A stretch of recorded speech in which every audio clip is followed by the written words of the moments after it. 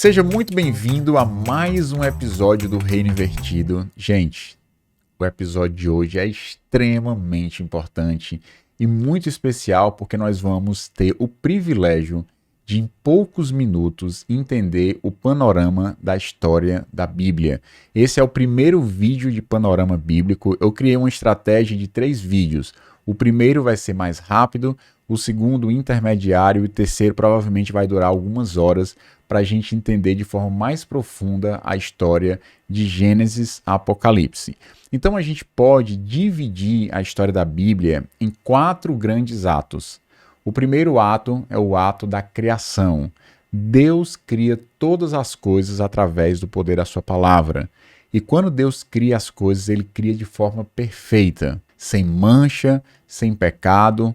E aí a gente sabe que no ato 2 da história, a morte entra na história, o pecado é cometido através de Adão e Eva, e isso gera todo um desencadeamento de problemas dentro da história da humanidade, porque a morte entrou, e a morte entrando é necessário que haja um plano de resgate, e é exatamente o terceiro ato, que é a história da redenção. A Bíblia quase inteira trata sobre a história da redenção. Desde Gênesis 3, que é quando o homem peca, até Apocalipse, você tem a história de um Deus que ama o ser humano, que se aproxima do ser humano para resgatá-lo. Não só se aproxima do ser humano, vem nessa terra, morre na cruz, ressuscita, que é exatamente o ápice desse plano redentivo, redentor de Deus, que é o fato do próprio Deus vir nessa história, enfrentar a morte, vencer a morte para que a gente possa ter a vida restaurada. Quando Deus cria tudo, ele cria perfeito, cheio de vida, sem mácula, e o pecado entrando quebra essa perfeição que Deus criou e por isso todo o plano redentor de Deus começa a partir de Gênesis 3,15, eu vou já mostrar para vocês. E finalmente, depois da redenção, nós temos a consumação. Vale lembrar aqui nesse slide que o ápice da redenção é a morte e ressurreição de Cristo. Lembre que quando Cristo morreu, o véu do templo foi rasgado, ou seja, o acesso a Deus foi aberto para que eu e você possamos entrar na presença dele com ousadia, porque Jesus pagou tudo o que precisava ser pago na cruz do Calvário. Então nós temos a criação, nós temos a queda, o pecado, ou seja, a imperfeição, a morte entra na história. Nós temos um Deus tão amoroso que estabelece um plano de resgate do ser humano e o ápice desse resgate é Jesus morrer na cruz e finalmente a consumação, que é quando todas as coisas irão cumprir o seu propósito para que a gente possa ter vida novamente, vida plena em perfeição diante do nosso Deus. Então esses são os 4 atos. Vamos destrinchar um pouco mais isso. A história da Bíblia começa com um jardim e termina com uma cidade. Note que a ideia inicial era que o homem desenvolvesse esse jardim, que a partir do domínio do homem ele fosse transformando esse jardim em uma cidade perfeita, sem problemas, sem injustiça. E com a entrada do pecado na história, Deus pegou para si o jardim para proteger o homem e ele está transformando esse jardim numa cidade. Os 2 primeiros livros da Bíblia falam sobre a criação e sobre Deus entregando esse jardim para o homem. E nos 2 últimos livros da Bíblia ele fala sobre essa cidade que Deus entregará para a gente, será a morada daqueles que querem estar junto de Deus. Então essa história de começar com um jardim e terminar com cidade, como eu falei, era para o homem desenvolver, mas o pecado entrou nesse processo, mas ainda assim os planos de Deus não podem ser frustrados, ou seja, o próprio Deus está preparando morada para a gente, como diz lá em João. E um aspecto muito importante sobre o início e o fim da história é o fato de que a perfeição habita tanto no início como no fim. Assim como o jardim era perfeito, era um local que Deus se comunicava com o homem de forma aberta, assim também será na Nova Jerusalém que ele está preparando. Muita gente pensa no Apocalipse como a destruição de todas as coisas.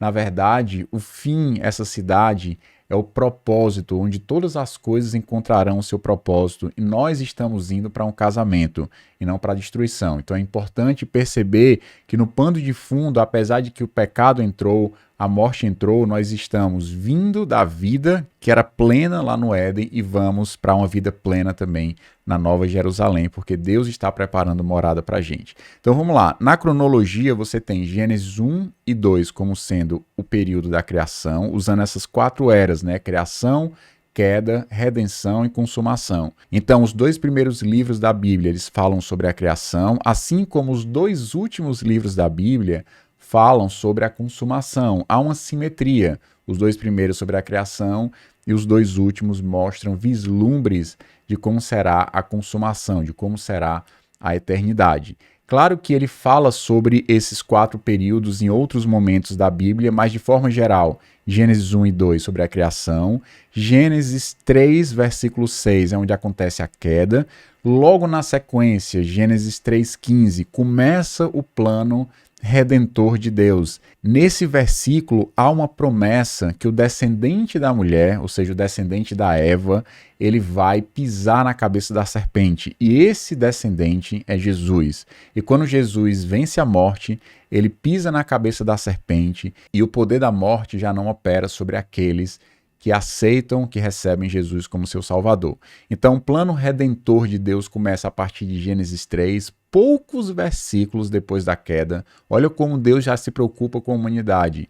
O homem pecou, logo na sequência já tem uma promessa de um redentor, daquele que vai resgatar todo aquele que confiar no seu nome. Então, em Gênesis 3 começa esse plano redentor e vai até o final da Bíblia e com destaque no final Apocalipse 21 e 22, falando da Nova Jerusalém, dessa cidade que desce do céu e que será a nossa morada. Continuando aqui, em Gênesis 2, Deus traz uma advertência muito séria, que é o seguinte: no dia em que dela comer, você certamente morrerá. Ele disse que poderia comer de qualquer árvore, mas de uma árvore específica, a árvore do conhecimento do bem e do mal, não poderia comer, porque no mesmo dia que comesse dessa árvore iria morrer. E o que acontece em Gênesis 3, 6 e 7 é que Eva come o fruto, dá para o seu marido que também come o fruto, e os olhos de ambos se abriram, no sentido de que eles agora entendem o que é bem e o que é mal,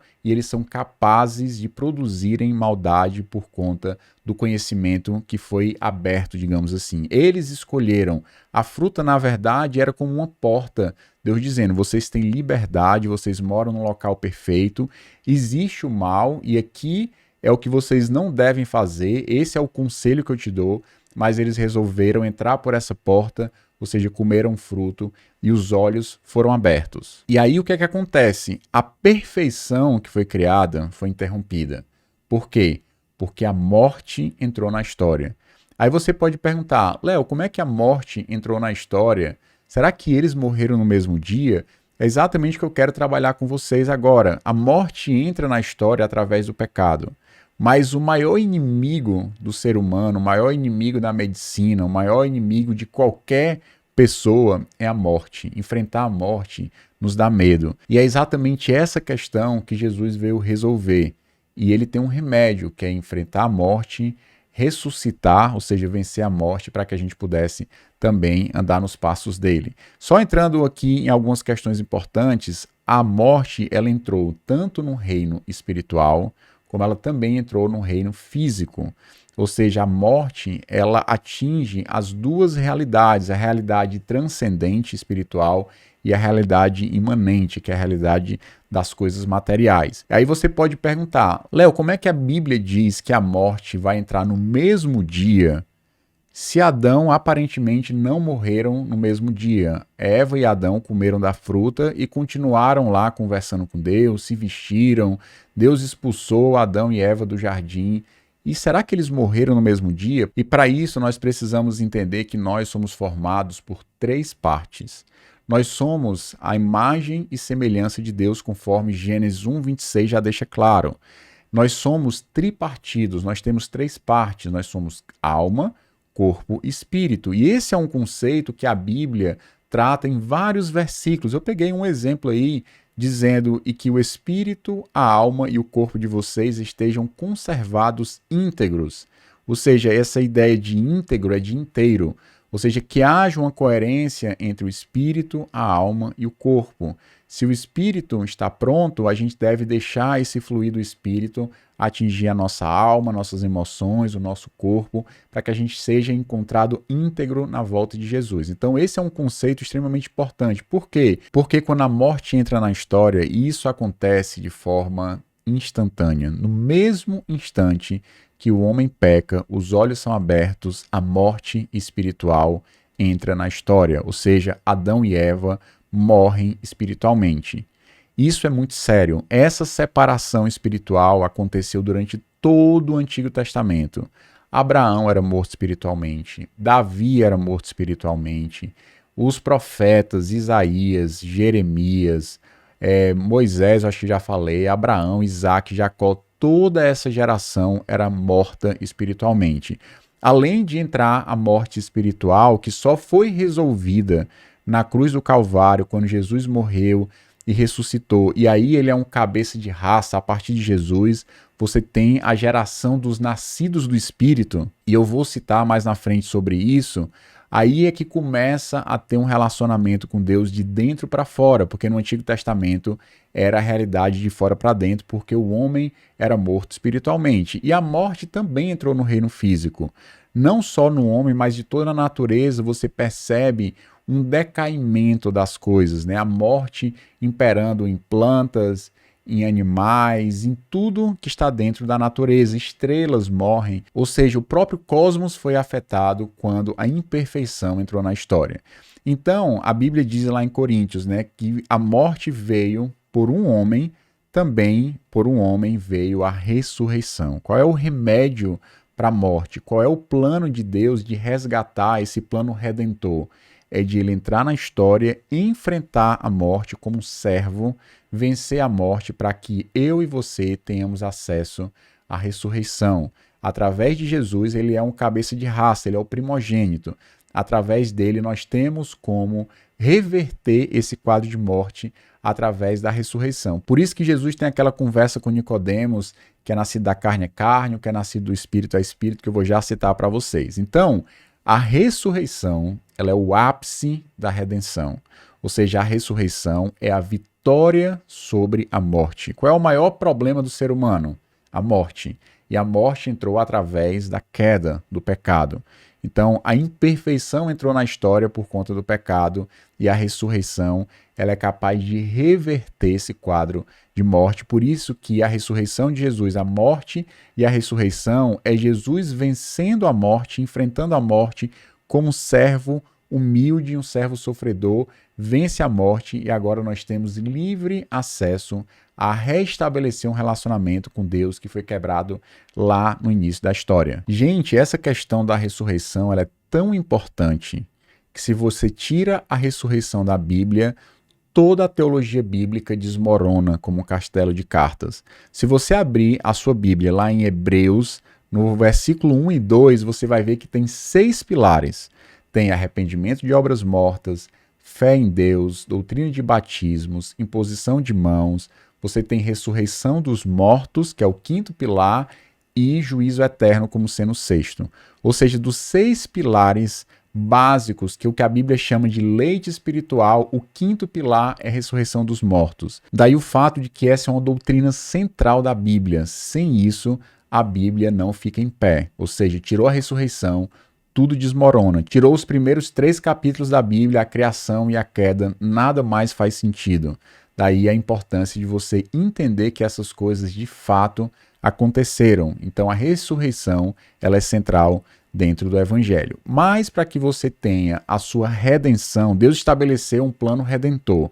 Um plano que toda a humanidade está coberta por esse plano que Deus criou. Entretanto, a decisão de aceitar esse plano redentor de Deus é minha e sua.